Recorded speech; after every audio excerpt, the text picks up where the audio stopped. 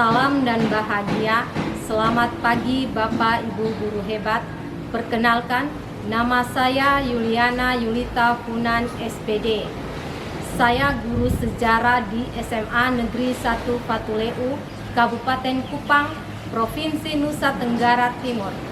Saya mahasiswa PPG Guru Tertentu Piloting 1, tahap 1 Guru Tertentu tahun 2024. LPTK Universitas Makassar, NIM 2490 1549 5024. Saya akan melakukan pembelajaran di kelas berupa video. Selamat siang anak-anak. Selamat siang, Ibu. Bagaimana kabarnya hari ini? Baik, Ibu.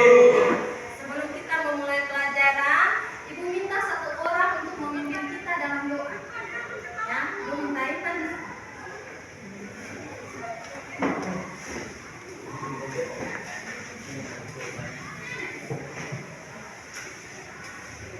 Baik teman-teman Ibu guru, kita mulai pembelajaran kita mulai dengan kita dengan doa. Kita berdoa.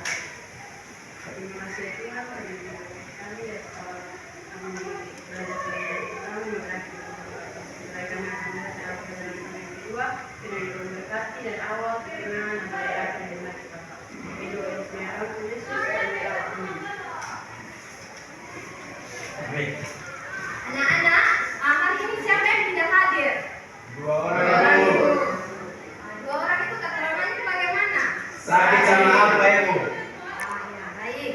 Punya pemberontakan yang menyebabkan ancaman disintegrasi bangsa. Ya.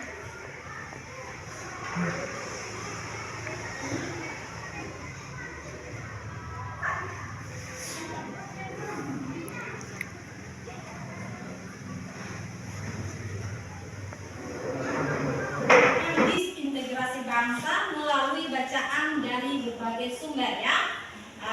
Yang kedua, tujuan yang kedua itu peserta didik menganalisis hasil identifikasi upaya bangsa Indonesia dalam menghadapi ancaman disintegrasi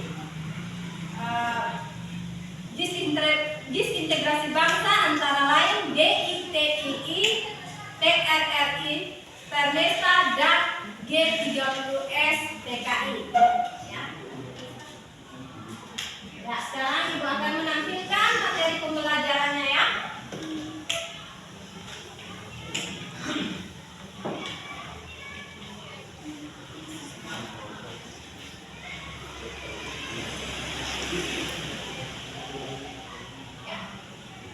Faktor munculnya pemberontakan yang mengancam disintegrasi bangsa ya.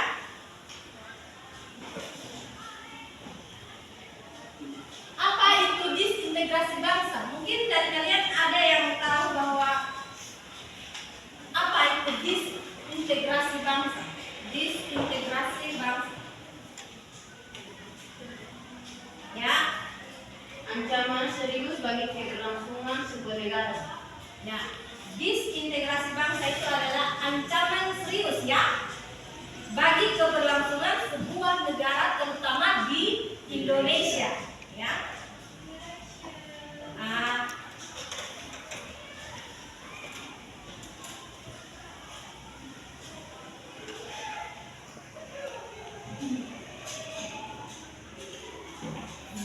Jadi disintegrasi itu adalah ancaman serius bagi keberlangsungan sebuah negara Indonesia sebagai negara dengan keberagaman yang tinggi ya.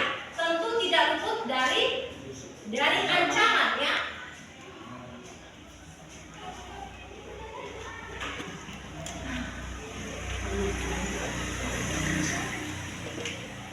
Namun tantangan yang mengancam keutuhan negara. Jadi pemberontakan yang berpotensi mengancam disintegrasi bangsa itu biasa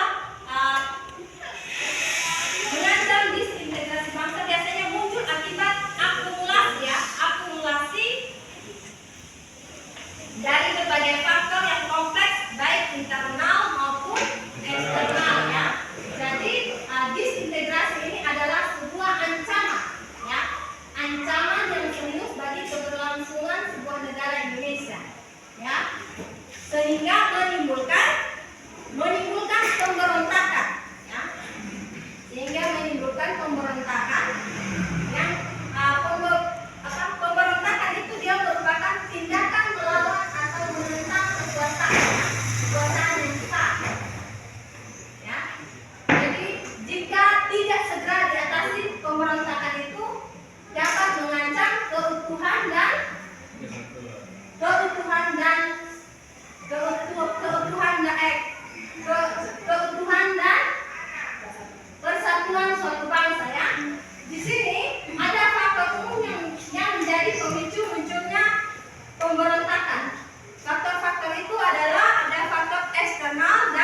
Internal ya.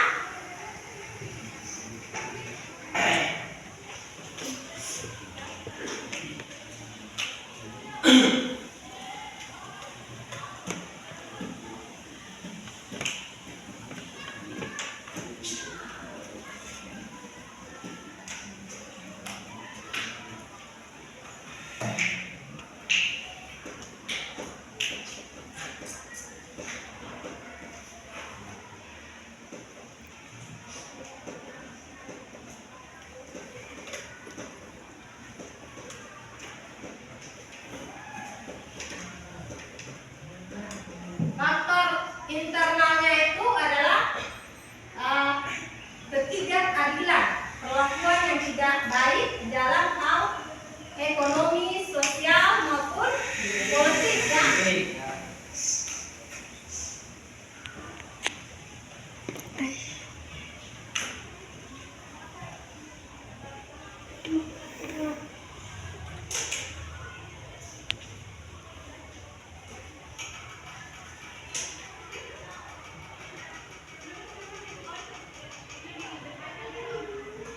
Sedangkan faktor internalnya itu ada ketidakadilan, terus kesenjangan sosial, diskriminasi, kegagalan pemerintah dan ideologi yang bertentangan.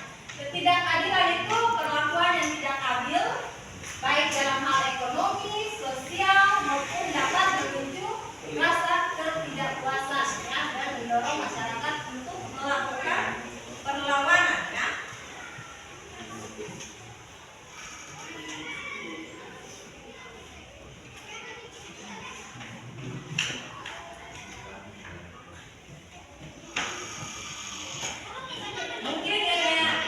Mungkin peserta didik atau mungkin kalian bisa mengaitkan materi tentang disintegrasi ini dengan dalam kehidupan sehari-hari. Adakah? Contohnya itu kemarin terjadi konflik, ya toh? Konflik atau pertentangan antara siswa, ya. Itu merupakan suatu disintegrasi juga ya.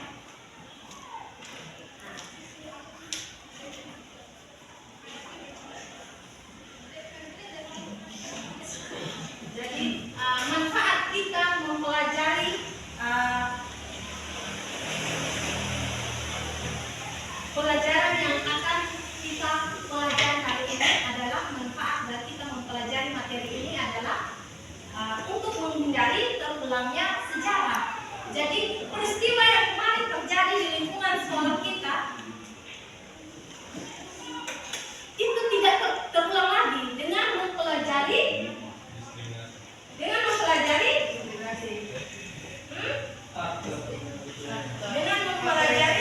fakta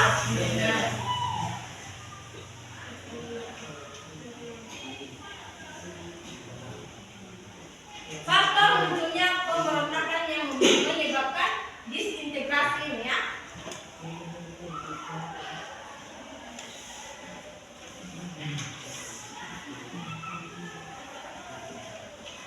Jadi disintegrasi ini yang menimbulkan adanya pemberontakan itu, ya.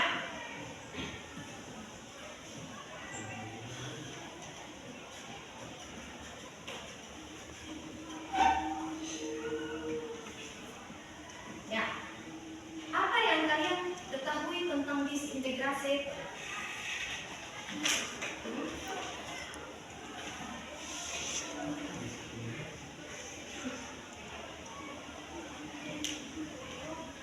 Kaitannya itu meningkatkan serikat Islam serta ketidakpuasan terhadap kebijakan pemerintah pusat yang dianggap tidak adil terhadap sebagian kekuasaan.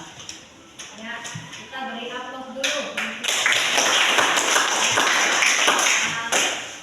Disintegrasi itu adalah ancaman serius bagi keberlangsungan sebuah negara, terutama negara Indonesia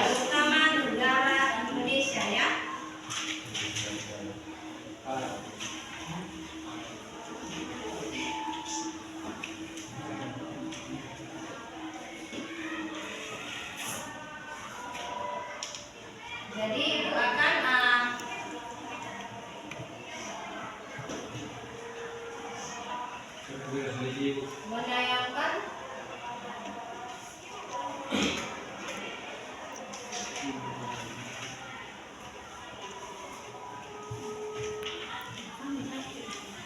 G30S PKI dengan Permesta. Tahu ya. Ini bukan bisa nih. Bisa apa ya? Ya.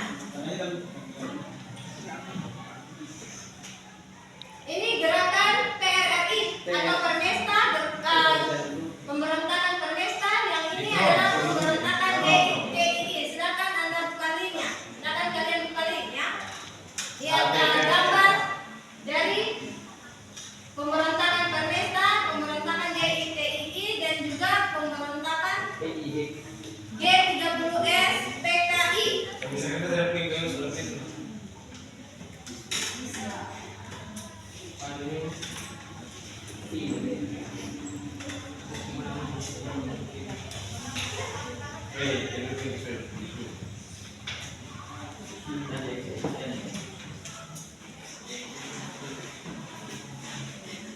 Sudah buatkan linknya dan sudah buka linknya. Yang berikut lagi Ibu akan menayangkan video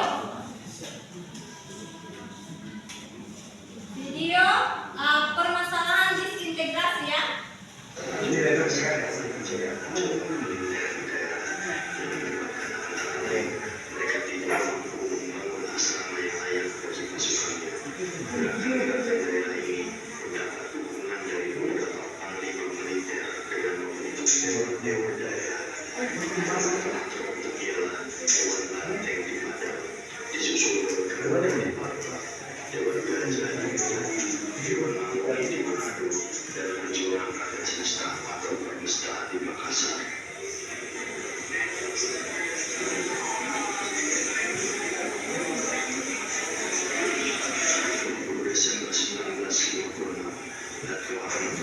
Selaku Ketua Dewan Banteng mengambil alih pemerintah daerah Sumatera Tengah dari Gubernur Ruslan Muncul Harjo. Alasan yang dikemukakan ialah bahwa gubernur yang ditunjuk oleh pemerintah pusat itu dimana berhasil dalam membangun daerah Sumatera Tengah.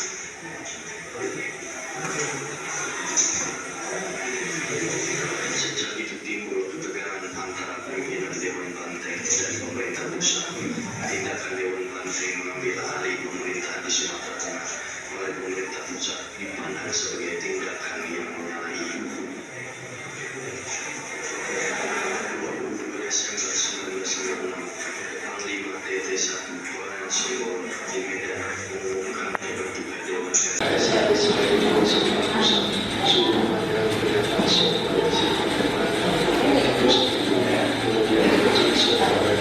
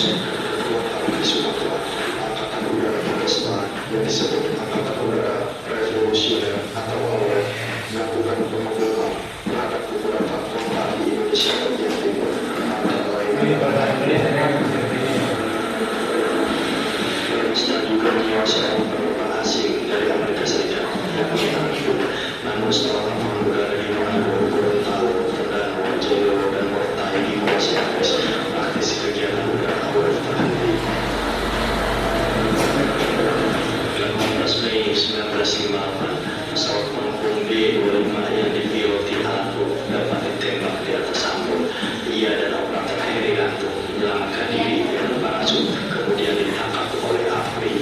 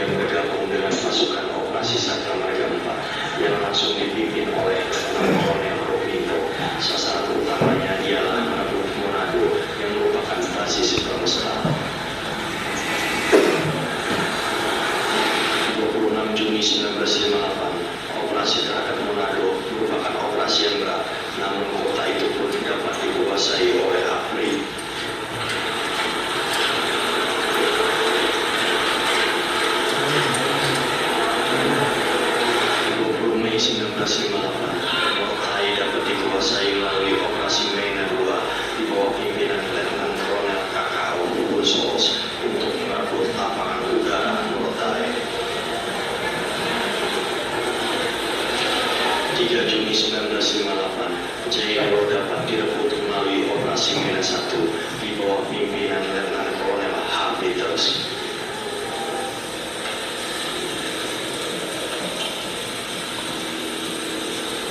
Dengan dikuasai kota-kota yang disebut sebelumnya, baik di Sumatera maupun di Sulawesi, secara praktis kekuatan PRI dan Permesta sudah lumpuh.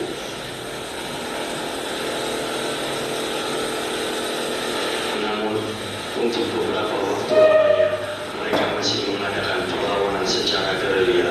Secara keseluruhan, perlawanan ini berakhir pada tahun 1961 dengan menyerahnya para pemimpin PRRI dan Permesta.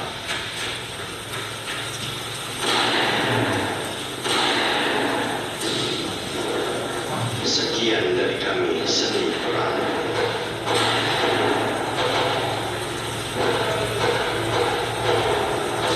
Agar lebih semangat, video ini bisa di-klik, like, dan subscribe. Bila Anda rasa video ini bermanfaat, bisa di-share dan komen di kolom komentar. Mohon maaf bila ada kekurangan dan kesalahan. Sampai jumpa di video selanjutnya.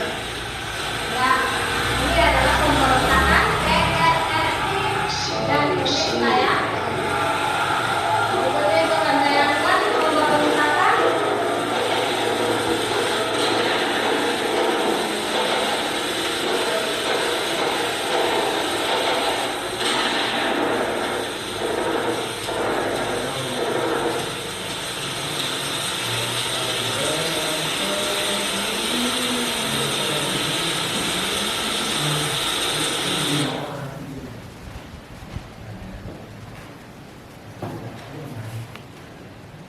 Berikutnya itu akan tayangkan pemberontakan Dari cerita manis dan lalu selama kunjungan Paus Fransiskus di Indonesia, kunjungan Paus bukan hanya sekedar kunjungan diplomatik antar negara Indonesia dan Vatikan. 4 hari 3 malam kunjungan Paus Fransiskus di Indonesia menyimpan kenangan mendalam dari berbagai. ya. Berikutnya saya akan tayangkan pemberontakan DITI ya, pemberontakan DITI.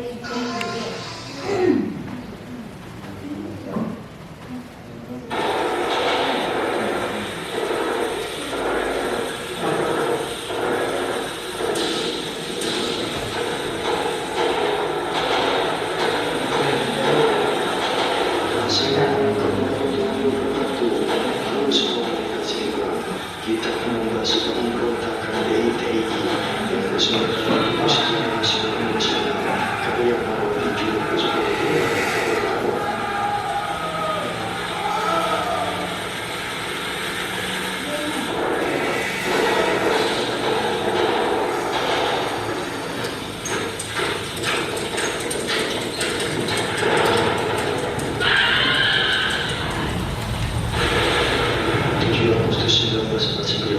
Sekarang Haji Maria Kartosoewiryo resmi memproklamasikan berdiri negara Islam Indonesia atau NII yang kemudian dikenal dengan nama Darus atau DI di Desa Cisampang, Kecamatan Cisayong, Tasikmalaya. Akan tetapi, gerakan sudah dimulai jauh sebelumnya. Bahkan gagasannya untuk mendirikan negara Islam sudah muncul dalam pikiran Kartosoewiryo pada masa pendudukan Jepang. Sebagai langkah awal di Mangunung dekat Garut didirikan Institut Sufa untuk merekrut para pengikutnya. Kepada mereka ditanamkan fanatisme yang dalam dan loyalitas yang tinggi kepada pemimpin. Dalam hal ini Kartosoewiryo, Institut Sufa ini juga berfungsi sebagai tempat pelatihan militer dalam memberikan arahan pada militansi. Setelah proklamasi kemerdekaan, Kartosoewiryo menjadi anggota Partai Masyumi. Bahkan ia terpilih sebagai Komisaris Masyumi Jawa Barat, merangkap Sekretaris 1 Partai Masyumi. Ia pernah pula dicalonkan sebagai Menteri Muda Pertahanan.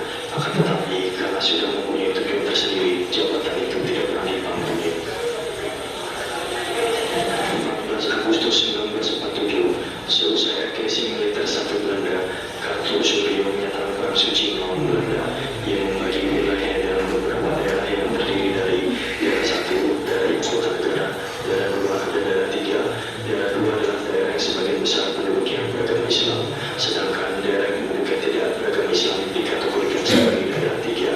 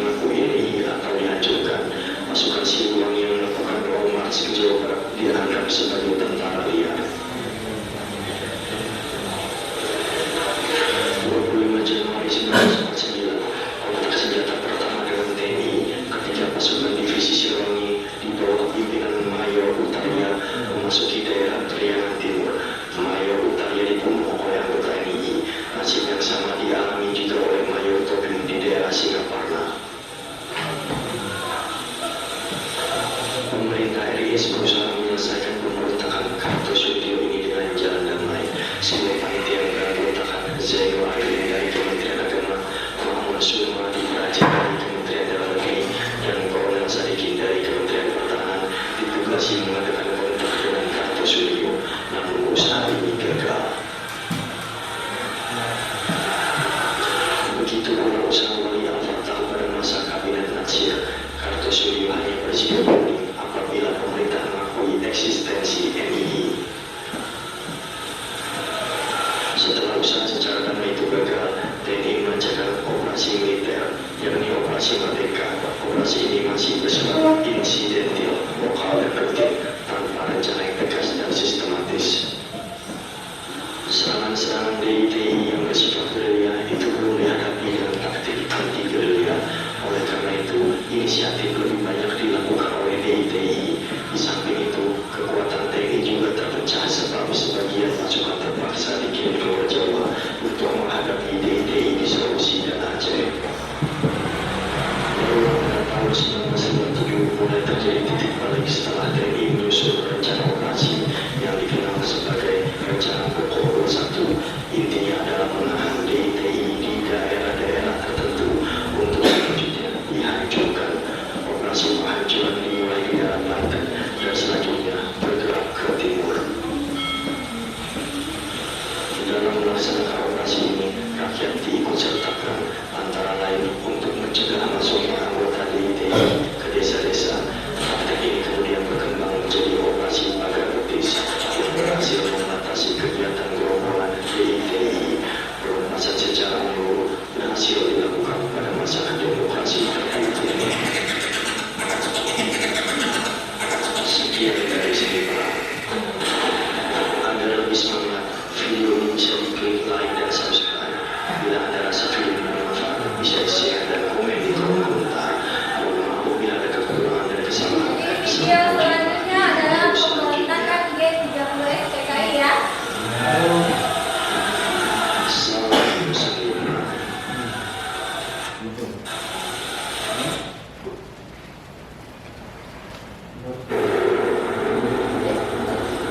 Ini gue buat untuk kalian yang ingin mengetahui cerita dari film Pengkhianatan G30 SPKI tapi tidak berani menonton filmnya karena mungkin kalian takut menonton atau ada alasan tertentu seperti trauma atau perasaan tidak nyaman ketika menonton.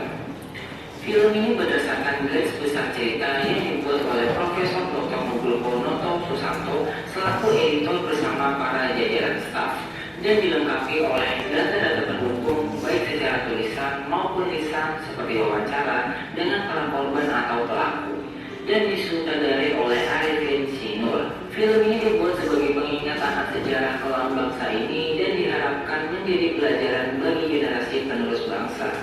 Baiklah, gue akan mulai. Jadi film ini diawali dengan narasi yang menceritakan berbagai macam kasus penganiayaan dan kekerasan sepihak yang dilakukan oleh PKI dan jajarannya. Seperti insiden di Kediri yang melibatkan ribuan anggota PKI di mana mereka melakukan penyerangan dan penganiayaan kepada para anggota pelajar santri Indonesia. Dan juga para anggota PKI ini menyerang petani Sudarno dengan dalih sengketa tanah serta menganiaya kepala desa yang coba lainnya. Di tahun yang sama di Sumatera Utara terjadi peristiwa Bandar Besi, yakni insiden di mana PKI menghasut kaum petani lokal untuk melawan negara perihal sengketa tanah. Akibat insiden itu, Letu Sujono menjadi korban dan harus meregang nyawa akibat dikeroyok dan dianiaya. Aksi anarki yang dijalani PKI pun mulai bermunculan di mana-mana seperti di Indramayu, Boyolali, dan Klaten. Kemudian pada bulan Desember 1964 terungkap adanya dokumen tentang rencana perebutan kekuasaan oleh PKI. Namun hal itu disangka oleh mereka. PKI membuat biro khusus yang bertugas melakukan infiltrasi ke dalam tubuh ABRI, dan biro khusus inilah yang diberi tugas oleh Ketua PKI DN Aidit untuk menyusun rencana gerakan 30 September 1965. Dan atas saran Perdana Menteri Rakyat Cina Chu Enlai, PKI akhirnya menuntut pembentukan pasukan angkatan kelima, yakni mempersenjatai buruh dan tani. Namun ide itu ditolak Ejek Ahmad Yani karena menurutnya itu akan membuat kerubutan Indonesia.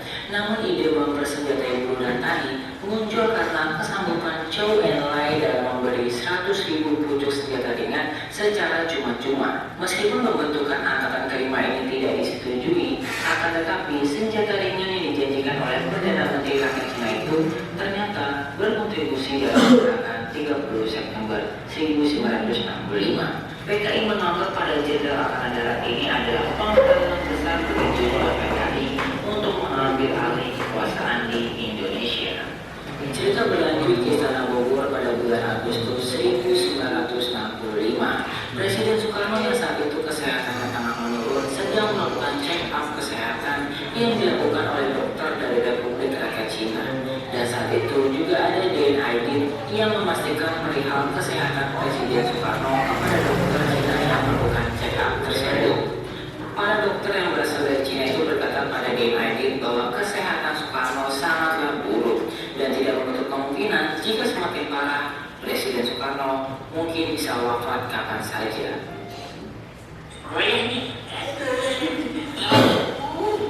Komedia nih, gak bener siapunya, paling bener pakai headset. Para anggota mempersenjatai burunan tadi. Cerita dari film Pengkhianatan G30.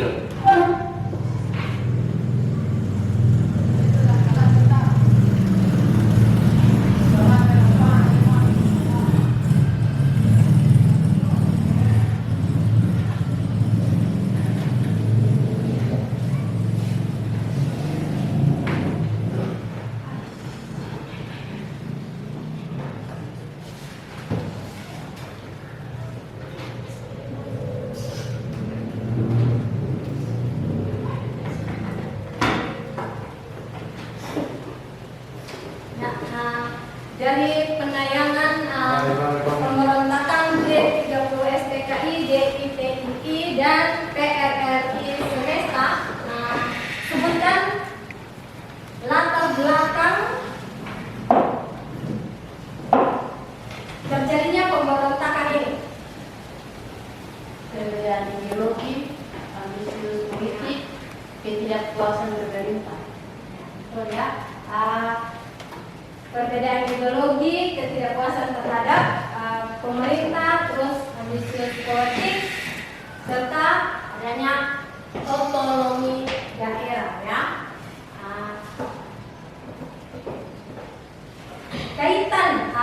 Kaitan video yang tadi dengan materi yang baru saja Ibu bahas, kaitannya apakah ada kaitannya? Pemberontakan ini merupakan puncak persaingan ideologi antara PKI dan kekuatan lainnya di Indonesia.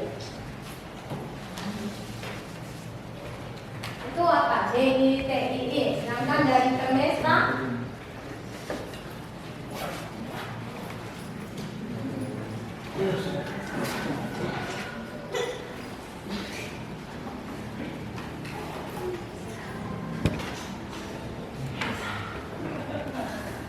siapa yang tahu?